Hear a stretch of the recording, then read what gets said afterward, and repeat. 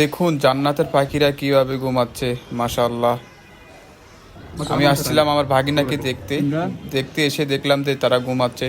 এখানে সবগুলো হচ্ছে হেফজের স্টুডেন্ট, ওদের এখন ঘুমের সময়। বাট এসে দেখলাম এই দৃশ্যটা। আসলে কোরআনের হাফেজ হওয়াটা কিন্তু এত সহজ না। দেখুন কত ত্যাগ করতে হয়, অনেকটা কষ্ট করে পড়াশোনা করে কিন্তু 30 পারা কোরআন শরীফ পড়া হেফজ করে।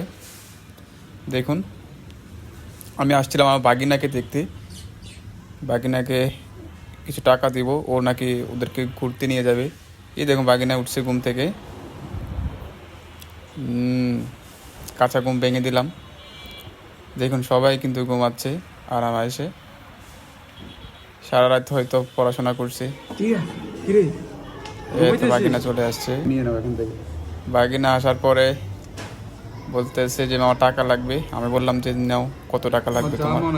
মানি ব্যাগ দিয়ে দিলাম। কত লাগবে? কত টাকা লাগবে? বাগিনার জন্য আমার সব মানি ব্যাগ দিয়ে দিলাম, যখন যা আসা তাই দিব।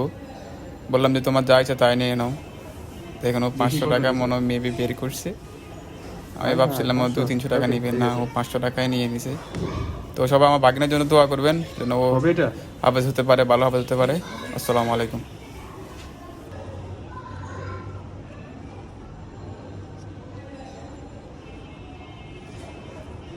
দেখি কত নিচে।